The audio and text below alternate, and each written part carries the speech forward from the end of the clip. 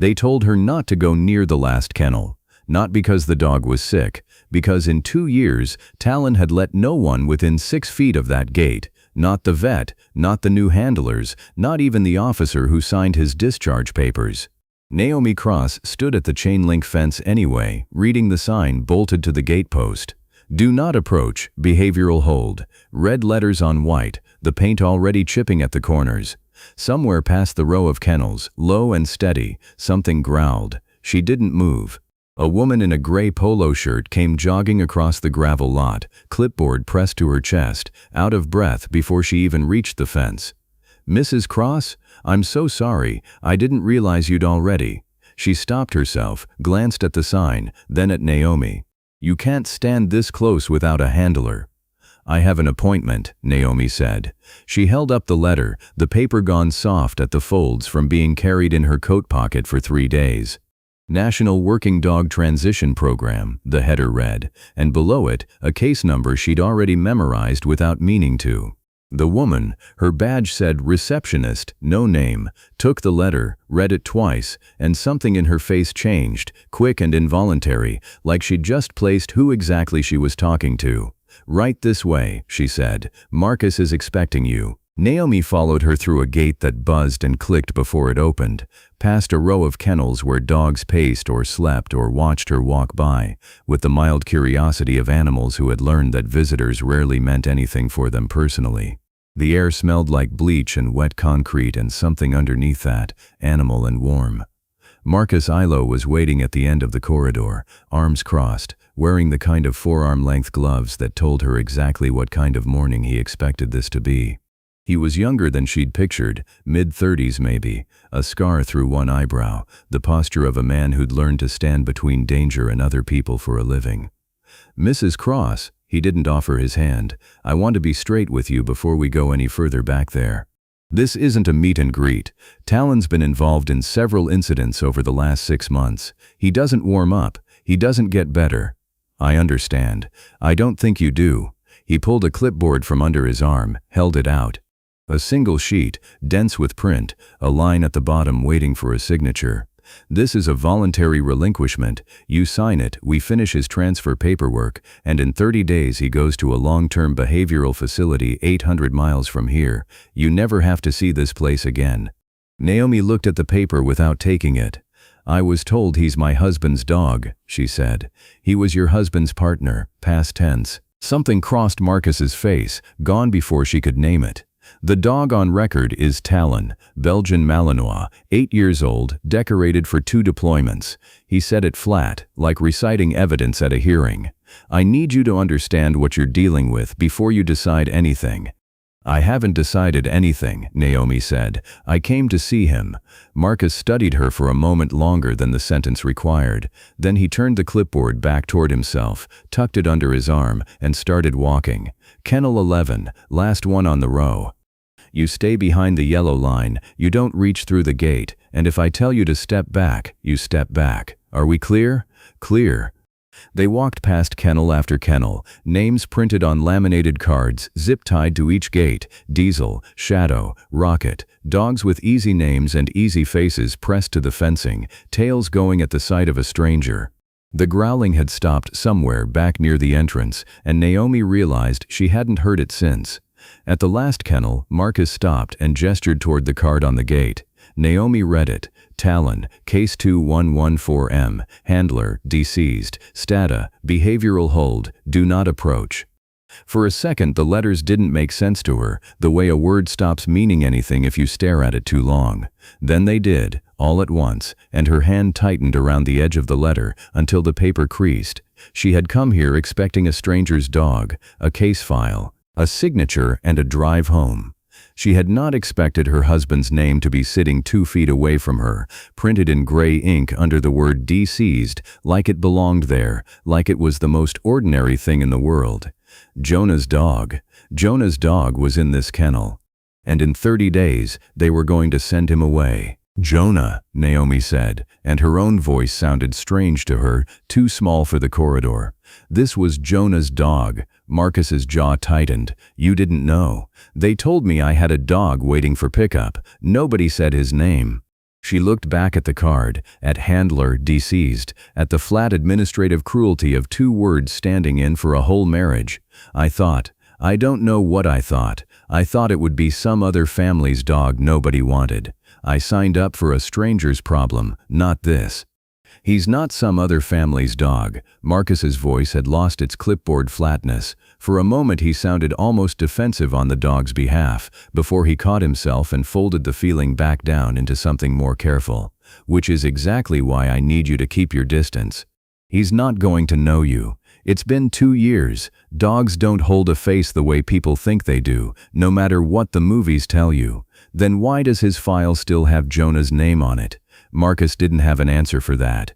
He shifted his weight, glanced once down the corridor toward the last kennel, and said nothing. Naomi didn't wait for him.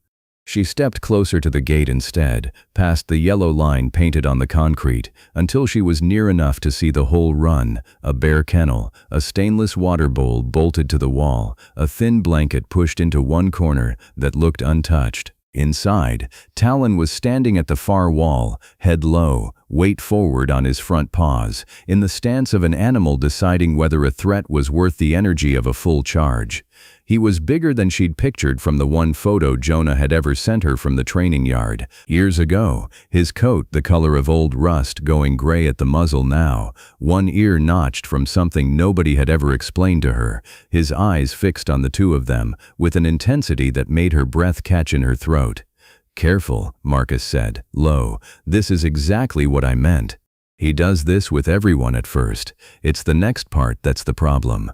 But Talon wasn't looking at Marcus. He took one step forward, then another, ears sliding back, not the flattened aggression Naomi had braced herself for, something else, something that looked almost like listening. His nose lifted, working the air between them in short, deliberate pulls, the way a dog reads a room before deciding anything about it. Marcus went rigid beside her. He doesn't do that. Do what? Approach the gate when someone new is standing there. Something happened with a tech last month, standing exactly where you're standing right now. Went straight for the fence, teeth on the chain link before anyone could pull her back. Marcus's hand moved instinctively toward the leash clipped at his belt, though there was a locked gate and 6 feet of concrete between them and the dog. "Mrs. Cross, step back from the line, please." Naomi didn't move. She couldn't have said why. Something about the way the animal's head had tilted, the way his eyes hadn't left her face since she'd stepped into view, made her feel less like she was standing in front of a dangerous stray, and more like she was standing in front of something waiting for her to say a word it already knew.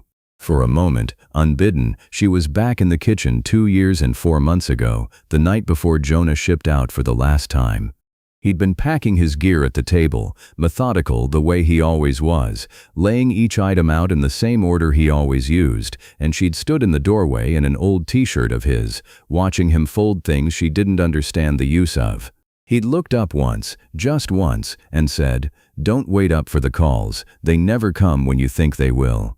She hadn't understood what he meant until 3 months later, when the call came at 4 in the morning instead, and a stranger's voice on the other end had used the words "we regret to inform you" like they were reading them off a card, because they probably were. She hadn't let herself remember that kitchen in a long time. It surprised her, standing here, how easily it came back, not in pieces the way grief usually surfaced for her, but whole, sudden, complete. "Mrs. Cross." Marcus's voice cut back in, sharper now. "Step back." Naomi blinked, came back to herself, and realized Talon had reached the gate. He wasn't growling. He wasn't baring teeth. He stood with his nose almost against the chain link, perfectly, unnervingly still, staring at her the way a man might stare at someone he was almost sure he recognized but couldn't place. "He's never done this," Marcus said again, quieter this time, like he was talking to himself as much as to her. "Not with anyone, not once in 18 months. Naomi looked at the dog's eyes, pale amber, flecked, older than 8 years should look, and felt some carefully bricked-up part of herself give way, a wall she'd spent 2 years building around this exact feeling. "What is it he's looking for?" she asked, without meaning to say it out loud. Marcus didn't answer. When she turned to look at him, his face had gone unreadable, some private calculation moving behind his eyes that she couldn't follow. He reached out and pressed the intercom button on the wall without a word, calling someone she couldn't hear, his gaze flicking once, twice, back toward the dog standing motionless at the gate, like he needed someone else in the room to confirm that what he'd just watched had actually happened, that he hadn't imagined it out of some exhaustion he wouldn't admit to. "I'm going to need you to wait outside," Marcus said finally, and there was something almost apologetic under the order this time, a crack she hadn't heard in his voice before. "Just for a minute, I need to think."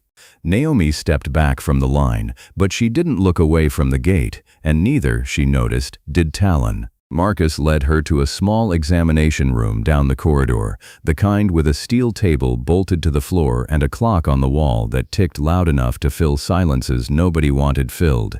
He didn't sit. He stood with his back against the counter, arms crossed again, like the posture was a wall he needed between himself and whatever came next. "You want to know why he's on hold," Marcus said. "It wasn't a question. I want to know what happened to my husband."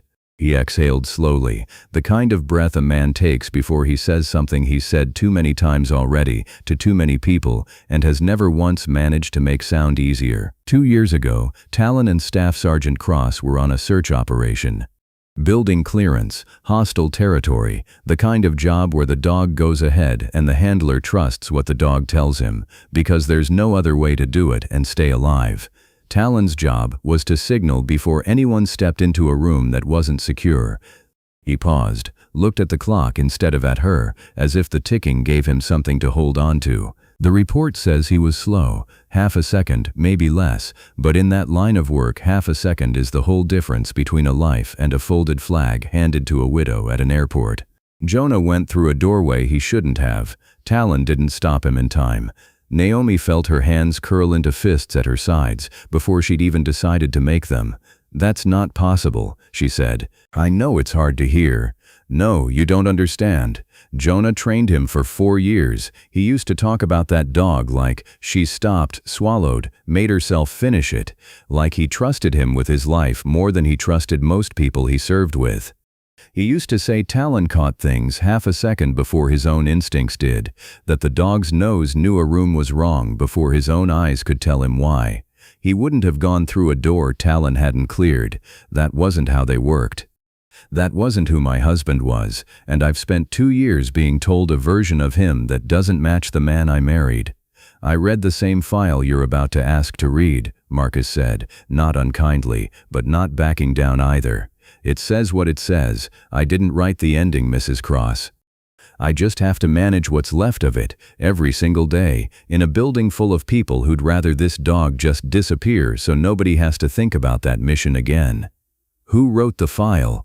For a beat his eyes stopped meeting hers, and when they came back to her face, something in them had shifted. "I did, part of it.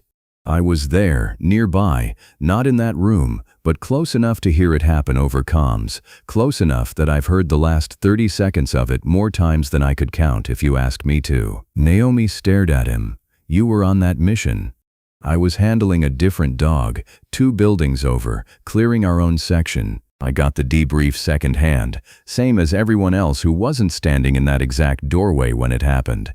I wrote up what I was told, because somebody had to, because the file needed closing before command moved the whole unit out 3 days later." He said it fast, almost defensive, and for the first time since she'd walked into this building, his composure had a crack in it she could actually see. "I'm not the enemy here, Mrs. Cross. I've spent 2 years managing an animal that every review board on this base wants put down permanently, and the only reason he's still breathing right now is because I fought for behavioral hold instead of euthanasia. Don't stand there and act like I haven't tried to protect him from the people who wanted this over a lot sooner. Then why does it feel like you're the one trying hardest to get rid of him now?" Marcus flinched at that, just slightly, and didn't answer. He looked instead at his own hands, at the clipboard he'd set down on the counter behind him, at anything that wasn't her face. The clock kept ticking. Naomi looked at the closed door, at the corridor beyond it, where somewhere, 3 rooms down, a dog that used to belong to her husband was sitting alone in a kennel with a card that said deceased where a name should have been, and she felt, all at once, the particular exhaustion of grief revisited, not fresh exactly, more like an old wound reopened by someone else's careless hands, someone who hadn't meant to hurt her and had done it anyway. "I need to go," she said, and meant it, and turned toward the door. She had her hand on the handle when it happened. A sound came down the hallway, not a bark, not a growl, something in between, low and sharp, and cut off almost as soon as it started, a sound with a strange broken rhythm to it, rising and cutting off like something catching in the dog's throat. It rose and broke off, rose again, thinner this time, almost pleading, and then went quiet altogether, leaving the corridor feeling somehow emptier than before it started. Naomi stopped with her hand still on the door. She didn't know how she knew it had come from Talon's kennel. There was no reason she should have been able to tell one dog's voice from another's, in a building full of them, 3 rooms and 2 corridors away, behind concrete walls built to muffle exactly this kind of noise. But something in her simply knew, the way you know your own name being called across a crowded room, even when you can't make out the words. "That's not typical," Marcus said behind her, and his voice had changed too, quieter, uncertain in a way it hadn't been a moment ago, stripped of the official flatness he'd been using like armor since she walked in. "He doesn't vocalize like that, not since I've worked here. Not for anyone, not for feeding time, not even during storms, and we get some bad ones out here." Naomi stood frozen at the door, her hand still on the handle, unable to make herself turn it. She didn't understand what had just happened. She didn't understand why a sound she couldn't even name had rooted her to the floor when nothing Marcus had said in the last 10 minutes, not the report, not the doorway, not the half a second that had apparently cost her the rest of her life, had managed to. All she knew was that she had been half a step from leaving this building and never coming back, ready to sign whatever form put an end to this particular grief for good, and now she couldn't make herself take that step at all. Somewhere down the hall, in a kennel with a warning sign bolted to the gate, something was waiting to see what she'd do next, and some part of her, older than reason, had already decided to stay and find out what it wanted to tell her. Outside, the light through the small window had shifted while they'd been talking, the whole conversation swallowing more of the afternoon than she'd realized. She looked back down the corridor toward Kennel 11 and did not move toward the exit. She came back 3 days later without calling ahead. She hadn't planned it that way. She'd meant to write a letter first, or call the front desk, or do any of the sensible things a person does before showing up unannounced at a facility with a sign that says "Do not approach" bolted to its fence. Instead, she'd woken up that morning, made coffee she didn't drink, poured it down the sink an hour later still full, and found herself in the car 40 minutes after that without remembering the decision to leave the house at all. It had become a habit already, this drive, though she would not have called it that if anyone had asked. The receptionist recognized her this time and didn't bother pretending otherwise. "He's in a session, but I can get Marcus." "I'll wait," Naomi said. She stood at the same counter she'd stood at 3 days ago, in the same corridor, under the same buzzing fluorescent light that flickered once every few seconds in a rhythm she'd already started to find familiar, and she still didn't have an answer for the question that had followed her home and kept her up 2 of the last 3 nights. Why had she stopped at that door? What had that sound meant? She had turned it over so many times in her head, it had stopped feeling like a memory and started feeling like a word in a language she used to speak fluently and had somehow, over 2 years, allowed herself to forget how to hear. The wait stretched. Somewhere behind the swinging door, she could hear low voices, the clink of a chain leash, someone's boots on concrete, a radio playing faintly from an office she couldn't see, a country song she half recognized from some summer she and Jonah had spent driving nowhere in particular, just to be in the truck together.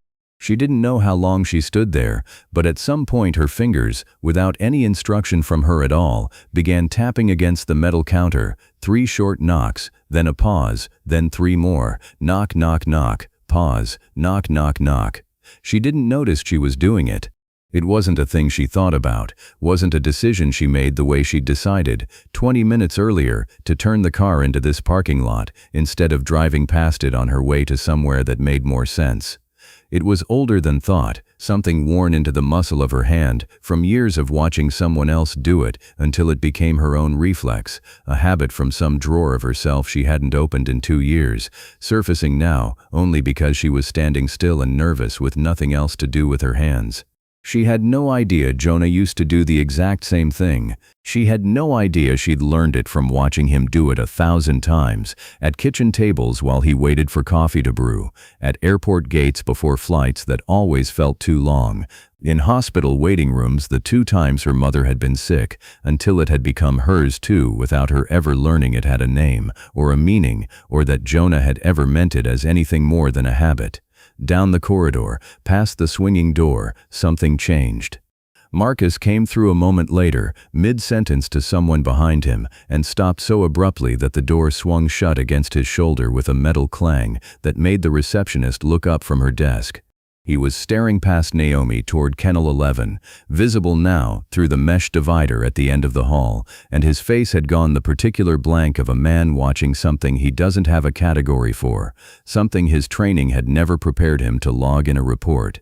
Naomi followed his eyes. Talon was lying down, not pacing, not standing rigid at the gate the way he'd been 3 days ago, weight forward, coiled to react to whatever came through the door next. Down on his belly instead, chest against the concrete, head resting between his front paws, ears soft instead of pinned back against his skull. His tail moved once against the floor, a small motion, almost involuntary, the kind of gesture a body makes before the mind has fully decided to allow it. "He's been up since 6 a.m., Marcus said slowly, not moving from the doorway. "Wouldn't settle, wouldn't eat. Paced the whole run for 4 hours straight. The overnight tech logged it as agitation, flagged it for the vet to look at first thing this morning." He looked at Naomi, then back at the dog, then at Naomi's hand, still resting on the counter where it had stopped tapping the second she noticed what it was doing. "What did you just do?" "Nothing," Naomi said. "I was just waiting. You were tapping the counter. 3, pause, 3. I watched you do it from the hallway before you even saw me. I do that sometimes. I don't even notice I'm doing it." She looked down at her own hand like it belonged to someone else, like it had made a decision without consulting her at all. "Why does that matter to you?"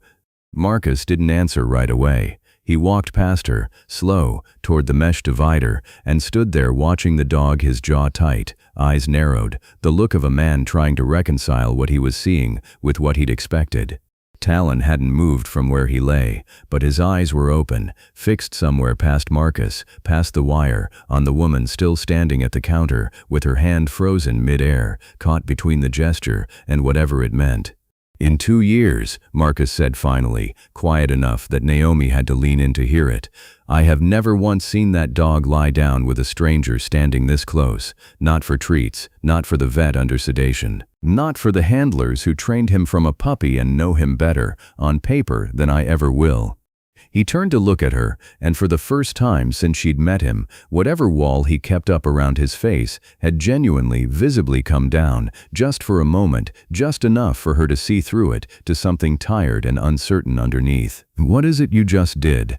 Naomi opened her mouth to answer, and found she didn't have one, only the strange cold certainty settling into her chest that whatever had just happened had nothing to do with her at all, and everything to do with a habit she didn't remember learning, from a man who could no longer explain why he'd taught it to her, or what it had meant, or why a dog 800 miles from being sent away had just answered it like a question he'd been waiting 2 years, patiently, silently, to hear asked again. Dr. Cade appeared in the doorway a moment later, drawn by whatever Marcus had said into the intercom earlier, and stopped, just as still as he had, watching the dog through the wire with the same disbelief. "Has he eaten?" she asked, not taking her eyes off him. "Not since yesterday," Marcus said. "Not until she showed up." Naomi stepped forward, slow, past the yellow line she had promised to stay behind, and crouched at the edge of the mesh divider so she was closer to the dog's eye level than she'd been on either of her first 2 visits. Talon lifted his head an inch off his paws, watching her descend, and did not growl, did not stiffen, only tracked her the way a man tracks a familiar car turning onto his street before he's close enough to see who's driving. "I don't understand what I did," she said again, quieter this time, mostly to herself. "Maybe you didn't do anything," Dr. Cade said carefully. "Maybe he's just remembering something none of the rest of us were ever taught to hear." Marcus said nothing to that. He was still watching the dog, arms no longer crossed, hanging loose at his sides now, and something in the set of his shoulders told Naomi he had already started asking himself a question he wasn't ready to say out loud, a question about a file he had written 2 years ago, and how much of it he had actually gotten right. He left the room without another word, and Naomi heard his footsteps go not toward the front office, but toward the archive room at the back of the building, the one nobody ever seemed to use, the one with the metal cabinets she'd noticed on her way in and thought nothing of. She didn't know it yet, but somewhere in that room sat a case file with his handwriting on it, filed away and never questioned, and for the first time in 2 years he had just decided to go look at it again. She drove home that night with the radio off, replaying the sound of his tail against the concrete over and over, trying to decide whether it was hope she was feeling or something closer to fear of hope, a caution 2 years of loss had trained into her without her ever agreeing to it. Dr. Anjali Kade's office was smaller than Naomi expected, tucked behind the exam rooms, its walls covered in X-rays clipped to a lightboard and a corkboard thick with photographs of dogs that had, at some point, been patients here. She was younger than Marcus, sharp-eyed, with the particular calm of someone who had spent a career delivering news people didn't want. "Marcus told me what happened out there," she said, once Naomi had sat down across from her. "I'll be honest, I don't have an explanation for you. I've worked with Talon for 1.5 years, and I've never seen him voluntarily lie down near an unfamiliar person." Marcus said the same thing. Naomi folded her hands in her lap to stop them from finding something to tap against. "I came to ask you something else, actually, about the mission, about what happened to my husband." Dr. Kade's expression didn't change, but something in the room did, a stillness that told Naomi she'd walked into territory the vet had been quietly circling for a while herself. "What do you want to know?" "Everything." Marcus told me the official version. That Talon was slow, half a second, and it cost Jonah his life. Naomi made herself say it flatly, her voice the tone she'd learned to use for the parts of this she couldn't afford to feel yet. "I want to know if that's actually what the record shows, or if that's what people decided to believe because it was easier than the alternative." Dr. Cade was quiet for a moment. She got up, crossed to a filing cabinet against the wall, and pulled open a drawer that stuck halfway, the way old metal drawers do in buildings that never got the budget for new ones. "I'll tell you something I probably shouldn't," she said, riffling through folders without quite looking at Naomi. "In 18 months, I have never seen the full surveillance footage from that mission. Nobody has, as far as I know. What's in Talon's file is a written summary, Marcus's summary, filed the same week it happened. There's a reference to a body cam feed in the case number, but the actual footage was never attached to the behavioral file, just referenced, like someone meant to add it later and never did." Naomi sat forward. Why wouldn't they add it? Could be as simple as bureaucracy. Files go missing between units all the time, I've seen worse. Or it could be that nobody wanted to be the one to pull it up again. Dr. Cade found the folder she was looking for and set it on the desk without opening it, her hand resting flat on top of it like she hadn't decided yet whether Naomi should see what was inside. "There's one line in here that's always bothered me, if I'm honest. Buried in the incident notes. It says Talon alerted prior to entry, no elaboration, no time stamped, just that phrase, sitting there, and then straight into the part about the doorway. Alerted prior to entry, Naomi repeated. What does that mean? It means, before whatever went wrong, the dog gave a warning. Dr. Cade looked up at her. The question nobody ever seems to have written down is what happened between that warning and the moment the report says he was too slow. Naomi felt the room tilt very slightly, the way it does when a fact you've been holding at arm's length suddenly gets close enough to touch. Somebody needs to find that footage. I agree. I've asked, twice. Dr. Cade's mouth tightened. Both times I was told the archive request needed command sign-off, and both times it stalled somewhere I couldn't see. The door opened before Naomi could answer. Marcus stood in the frame, and from the look on his face he had heard at least the last part of the conversation. Angeli. His voice had an edge to it Naomi hadn't heard before, something close to alarm dressed up as authority. This isn't the time to be pulling old case files. She's his widow, Marcus. She has a right to ask. She has a right to sign the paperwork and let this dog go somewhere he can be managed properly. He stepped further into the room, and Naomi noticed, for the first time, that his hand had come to rest on the folder on the desk, not grabbing it, just resting there, like a man closing a door without slamming it. Reopening that file doesn't help anyone. It just reopens a wound that took 2 years to close. "Whose wound?" Naomi said quietly. "Are you actually talking about?" Marcus didn't answer, but he didn't move his hand off the folder either, and in the silence that followed, Naomi understood, with a certainty that settled into her stomach like a stone, that whatever was in that footage, Marcus was more afraid of it than anyone else in the building. Naomi sat with that for a moment, turning it over the way she'd turned over the sound in the hallway 3 days earlier, looking for an edge she could hold on to. "You said command sign-off. Whose command? Who actually has the authority to release that footage?" "Technically, the base records office. Practically, whoever's willing to make the calls and sit on hold for an hour to get someone to actually check the shelf instead of just saying the file's been archived." Dr. Cade slid the folder half an inch across the desk, her hand resting flat on top of it, undecided. "I'll be honest with you, Mrs. Cross. Most days I tell myself it isn't my place to push on this. Talon isn't my dog, this isn't my case, and every time I've asked I've been told, gently, to let it go. But something about the way he behaves around you has made me want to ask harder than I have in 18 months. Why now? Because in a year and a half, I've watched that animal get worse, not better. More isolated, more reactive to strangers, more of everything the reports say is dangerous about him. And in 3 visits, you've undone more of that than any training protocol we've tried." She looked up, steady. "That doesn't happen by accident. Not in this field. Something in that footage is the reason, and I think you deserve to know what it is before this facility ships him somewhere I can't help either of you anymore."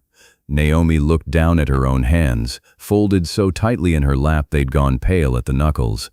20-some days, she said. "That's what's left before the transfer, according to Marcus. Not much of a window, but it's something." "Then we don't have a lot of time to sit on hold," Dr. Cade said, and reached for the phone on her desk. While Dr. Cade dialed, Naomi wandered back toward the corridor, unable to sit still in the small office a moment longer. She found herself outside Kennel 11 again, watching Talon through the mesh, and this time she noticed something she hadn't let herself see before, a small brass tag clipped to the inside of the gate, half hidden behind a supply hook, engraved with a service number, and beneath it, a single word someone had stamped there years ago and never bothered to remove: honorable. She stood there a long time, reading it over and over, while behind her, faintly, she could hear Dr. Cade's voice rising and falling on the phone, patient, insistent, working her way through some records office switchboard, one transferred call at a time. Talon watched her read the tag, the way he seemed to watch everything now, quietly, without demand, as if he already understood something she hadn't caught up to yet, and was simply waiting, the way he'd apparently been waiting for 2 years, for someone to finally ask the right question.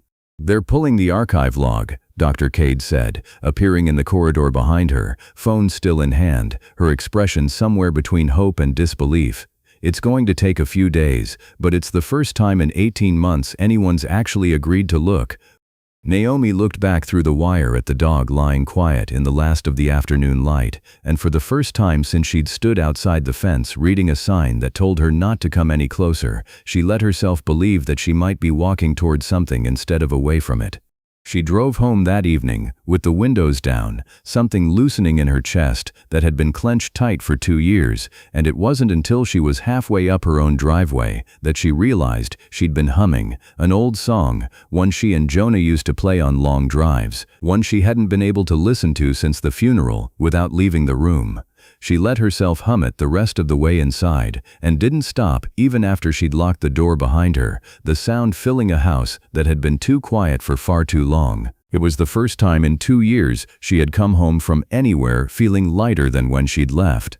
She fell asleep that night without the television on for company, the house quiet in a way that no longer felt empty. The call came into the front desk 2 days later, while Naomi was in the parking lot debating whether to go in at all. She heard it secondhand, the way most people hear the worst versions of things, from the receptionist who came out to the lot half out of breath before Naomi had even turned off the engine. "Mrs. Cross, I have to ask you to come back another time. There's been an incident." "What kind of incident?" "Talon, there was an incident with one of the new kennel techs this morning, out by the perimeter fence. She's shaken up. Management's already talking about moving up the transfer." Naomi's stomach dropped so fast it felt physical, her hands going cold on the wheel. "Is she hurt?" "Bruised, I think. Scared more than anything." The receptionist glanced back toward the building, lowering her voice like the walls themselves might report her. "But you know how word travels here. By lunch everyone's saying he went after her." Marcus had to file an incident report within the hour. By the time Naomi made it inside, the story had already grown another limb. A groomer told her Talon had lunged at the girl unprovoked. Nobody had actually seen the whole thing. Everyone had a version. Marcus met her at the front desk before she could get past it, his face carved into something rigid and official that she hadn't seen on him before. Not the guarded man from the exam room, but a man executing a decision he'd already been forced into. "I can't let you see him today," he said. "Commands ordered a full isolation hold pending review." He bit through a jacket sleeve, "Mrs. Cross, I don't have a choice anymore." "What actually happened?" Naomi's voice came out sharper than she meant it to. "Not what people are saying. What actually happened. I wasn't there. I got the incident report same as you're about to." He said it fast, defensive, and something about the flatness of his voice made her realize he hadn't asked either, hadn't gone looking for the details underneath the report, the way she'd learned, in the last 2 weeks, that he almost never did. "They're moving up the transfer date," Marcus went on. 9 days. I fought for the full 30 and I lost that fight an hour ago. I'm sorry." Naomi stood in the corridor long after he'd walked away, staring at the swinging door that led back toward Kennel 11, a door she wasn't allowed through anymore. Somewhere on the other side of it, a dog she had visited 4 times in 2 weeks, a dog who had lain down at the sound of her hands on a countertop, who had gone silent when everyone else in the building expected him to attack, was now locked in isolation because of a story nobody had actually verified. She drove home that afternoon without remembering most of the road, and somewhere around the 3rd stoplight from the facility she found herself gripping the wheel and thinking, clearly, coldly, that she should stop coming. That she had let herself hope for something that wasn't hers to hope for, that the tapping and the lying down and the strange silence in his eyes had all been coincidence dressed up as meaning, because grief makes people see meaning in everything. That the smartest thing left to do was sign the form Marcus had handed her 2 weeks ago and let this place send Talon 800 miles away and never come back. She did not know, because nobody in that building had bothered to say it out loud yet, what had actually happened at the perimeter fence that morning. The new tech, 22 years old and 3 days into the job, had wandered past the caution tape strung around a section of fence line where an electrical contractor had left a live junction box exposed since the day before. Talon, still on his morning lead with a different handler 20 feet back, had planted himself directly between the girl and the fence, refused to move, and would not let her pass, not lunging, simply a wall of muscle and teeth bared just enough to make his point, holding his ground until the handler caught up and physically pulled her back from a box that would have put 400 volts through her hand. Nobody had written that part down yet. Nobody had asked the handler who was actually there.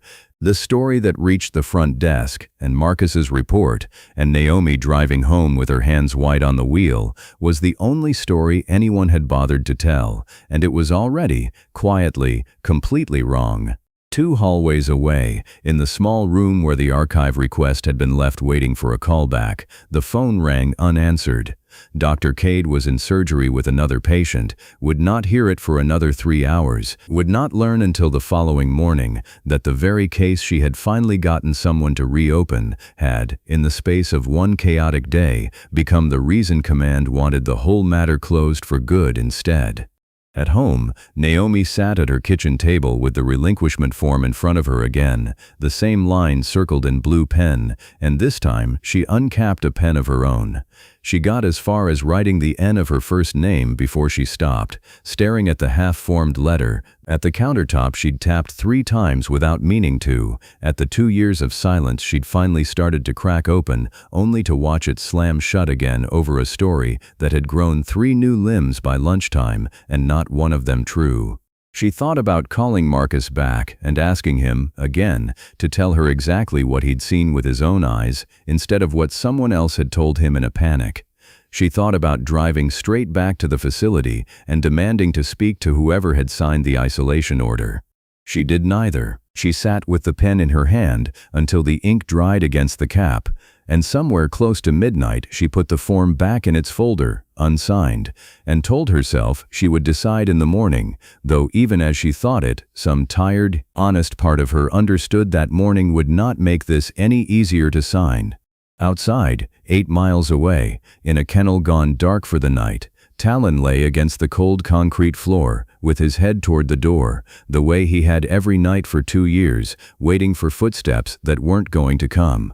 Marcus signed the isolation order that evening, without reading it twice, the way a man signs something he's already decided to regret. It wasn't until he was locking up the office, alone, the building emptied out around him, that he let himself stand at the window overlooking the kennel row and admit, quietly, to no one, that in 2 years of managing this case he had never once gone back and asked the handler at the fence what she'd actually seen, only accepted, the same as everyone else, whatever version arrived first. He thought about calling the handler right then, getting her account down on paper before the story could harden any further into rumor. He picked up the phone, set it back down, told himself it could wait until morning. It was a small decision, the kind that felt insignificant in the moment, and he had no way of knowing yet how much would already be lost by the time he changed his mind. By the time Naomi finally fell asleep, well past midnight, she had convinced herself of nothing except that she was too tired to decide anything that night, and that whatever she chose in the morning, she owed it to herself to choose it clear-headed, not out of fear stirred up by a story nobody had bothered to check. The call from Dr. Cade came 4 days later, at 9 in the evening, while Naomi was sitting at her kitchen table with Jonah's discharge paperwork spread out in front of her, trying to make herself sign the line Marcus had circled in blue pen. "Don't sign anything yet," Dr. Cade said without preamble. "I found it." "Found what?" "The footage, all of it. I called in a favor with someone at Records who owed me one, and it turns out the body cam file was never lost at all. It was just filed under the wrong case number. Sitting in a drawer with the wrong label on it for 2 years.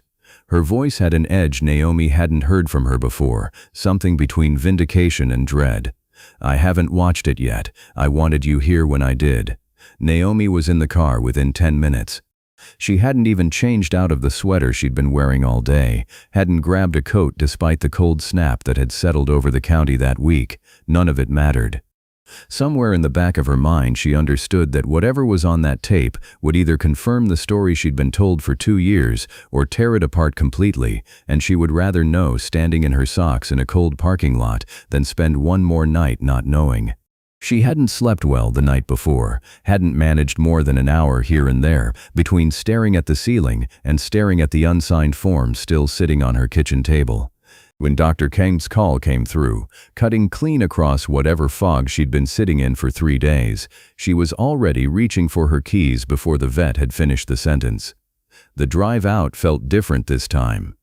Not the numb, automatic drift of her first unannounced visit, not the dread of the day the isolation order came down. Something sharper, something closer to the version of herself she remembered being before grief had worn the edges off her, the version who used to stay up late helping Jonah study for exams he swore he'd fail and never did.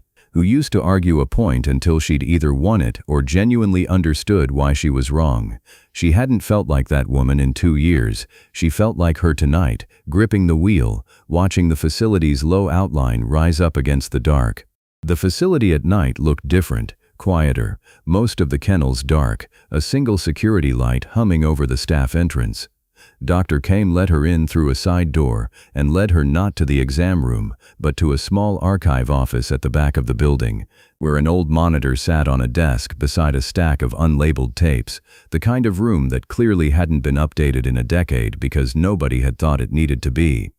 It smelled like dust and old electronics, a smell she associated, for no reason she could name, with her father's garage, reel-to-reel tape decks and cardboard boxes nobody had opened in years. Dr. Cade had already pulled 2 chairs up to the desk, and a third stood empty, waiting, though none of them said out loud who it was meant for.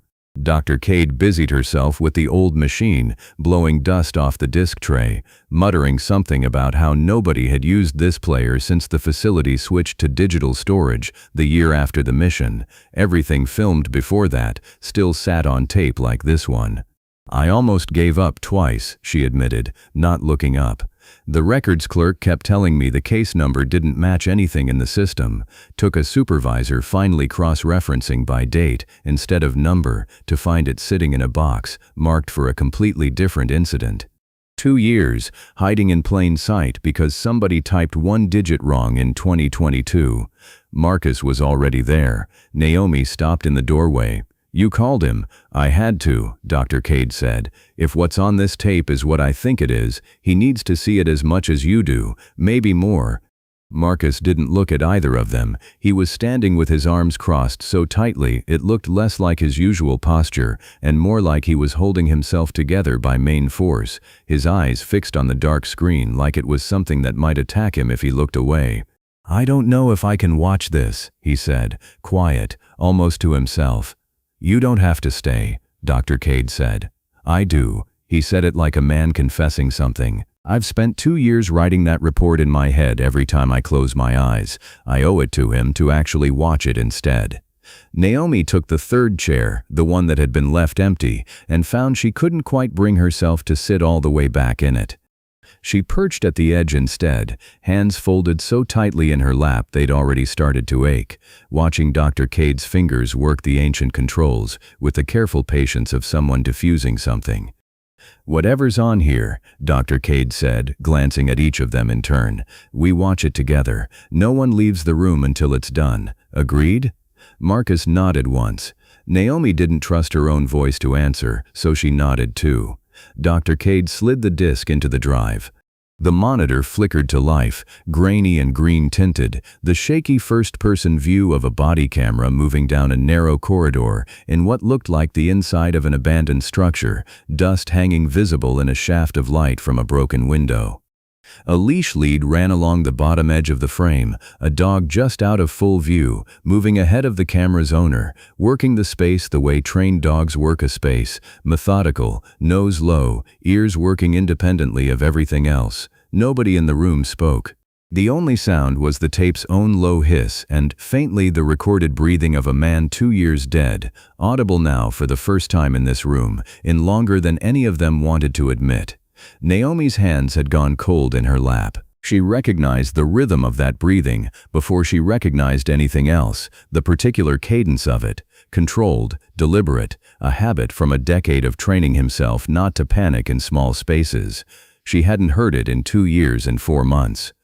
She had forgotten, until this exact second, that she had ever known it at all. On screen, the dog reached a doorway at the end of the corridor and stopped.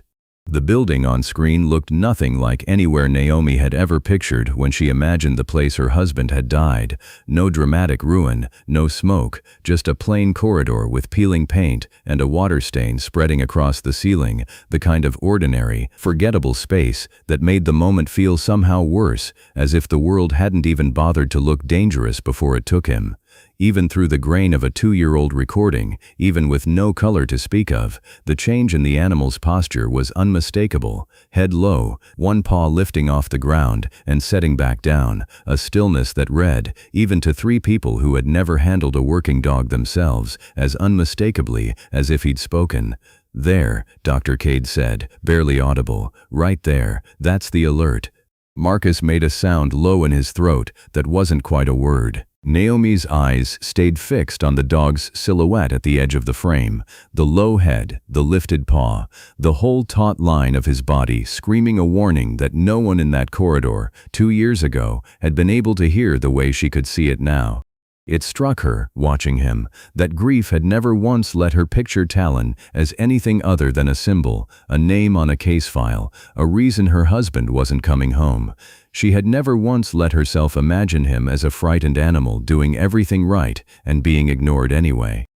The timestamp in the corner of the frame ticked forward, 1 second, 2, 3, and the camera kept moving toward the doorway anyway, the recorded breathing quickening, a hand reaching into frame toward the door handle, despite everything the dog beside him was visibly, desperately trying to say. The screen cut to static. For a long moment, none of them moved. The hiss of dead signal filled the small room, the way silence sometimes does after a gunshot. Not an absence of sound, but a sound of its own, pressing against the walls. Naomi realized she had been holding her breath since the timestamp passed the 2-second mark, and made herself let it out slowly, quietly, aware suddenly of how loud her own heartbeat had become, in a room where no one else was speaking. "That's it," Dr. Cade said, staring at the dead signal. "That's where the file ends. There's nothing after this point. The recording just stops." Marcus hadn't moved. He was staring at the black screen with an expression Naomi had never seen on a grown man's face before, something collapsing behind his eyes in real time, and when he finally spoke his voice came out smaller than she'd ever heard it. "That's not 4 seconds," he said. "That's not what I wrote in the report." "What did you write?" Naomi asked, though some part of her already knew the answer was going to change everything she thought she understood about the last 2 years of her life. Marcus reached for the desk to steady himself before he answered. "I wrote that Talon hesitated, that there was a delay before he alerted, a beat where he should have signaled and didn't." His voice was barely holding together. "I was 2 buildings over when it happened. I never saw the footage. I wrote the report off what the surviving team told me in the first hour, when everyone was still in shock, still trying to make sense of losing him.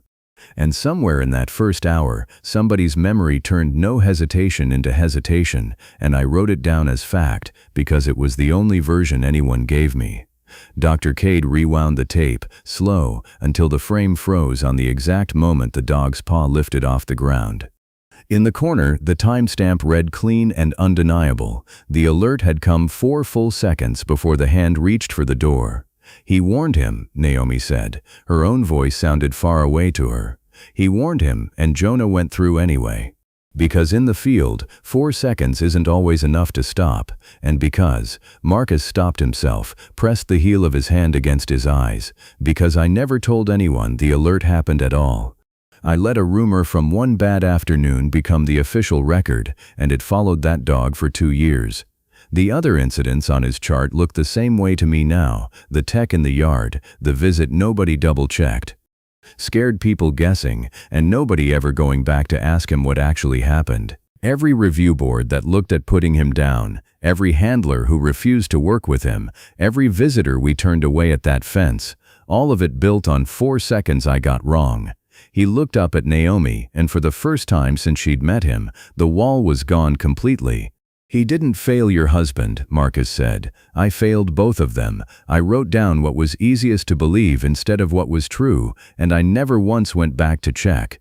For Marcus, the room had narrowed down to a single point of light, the frozen frame on the monitor, the dog's paw suspended forever in the act of trying to say something no one had been listening for. He was thinking, in that moment, of every morning for 2 years he had walked past Kennel 11 and told himself he was doing the responsible thing, the safe thing, keeping a dangerous animal contained for everyone's protection. He was thinking of the review boards he had sat through, nodding along, never once raising his hand to say, "Wait, has anyone actually watched the tape?" He thought of 2 years standing at that gate with his arms crossed, telling himself it was procedure, when it had only ever been fear of what he'd find if he looked back at his own report. It had taken a grieving widow's stubbornness to make him finally look behind it. For a moment nobody in the small archive room said anything. The static hissed faintly from the dead screen. Somewhere down the corridor, faint through 2 closed doors, came the low, steady sound of a dog shifting in his kennel, the only living witness to a truth that had taken 2 years to reach the surface. Marcus sat down heavily in the desk chair, elbows on his knees, and for a moment he wasn't the man who'd stood guard at the gate with his arms crossed. He was just someone who had spent 2 years carrying a mistake he hadn't known how to put down, and had finally, in this small room with a dead screen still glowing faintly, set it on the table where someone else could see it too. "What happens now?" he said quietly, not really to either of them. "I have to file a correction. I have to tell command I got it wrong. I don't even know what that costs me, and I find I don't much care." "It costs you telling the truth," Dr. Cade said. "That's all it has to cost."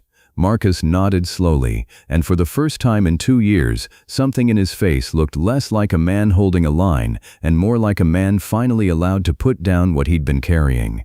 Naomi didn't say it's not your fault. She didn't have that in her yet, not standing this close to the truth, not with Jonah's recorded breathing still echoing in her ears, but she didn't say anything cruel either. She simply stood, walked to the door, and looked down the dark corridor toward Kennel 11, where a dog who had spent 2 years being punished for a warning nobody had listened to was lying quietly in the dark, waiting, the way he had always been waiting, for someone to finally understand what he had been trying to say.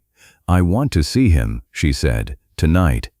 Dr. Cade was already reaching for the keys. They walked the dark corridor together, the 3 of them, in a silence that felt entirely different from every silence that had come before it in this building. At Kennel 11, Talon lifted his head at the sound of footsteps, and this time, when he saw who it was, he didn't wait to be approached.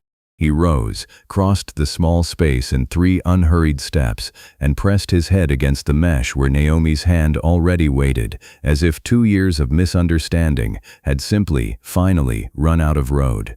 For a long while none of them spoke again. None of them needed to. Naomi signed the adoption papers on a Tuesday, in the same room where she'd once been handed a form to give him away. Marcus signed his name on the line beneath hers, the correction to the file already filed, the word honorable no longer just a tag hidden behind a supply hook, but the last line of Talon's record. At home, she found the last letter Jonah had mailed before he shipped out, the one she'd never had the heart to finish. Near the bottom, in his plain handwriting, he explained a habit he'd taught his dog, without ever telling her why. 3 knocks against any surface, a habit from before deployments, back when he'd needed his hands to say what he couldn't. "It means I'm here," he'd written. "It means you can put it down now." That evening, on the back porch, Talon lay across her feet in the last of the sun, the tea beside her going cold and unnoticed. Naomi tapped 3 times against the arm of her chair, out of habit now instead of memory, and he lifted his head and settled it against her hand, and for the first time in 2 years, the silence between them didn't feel like something missing, it felt like coming home.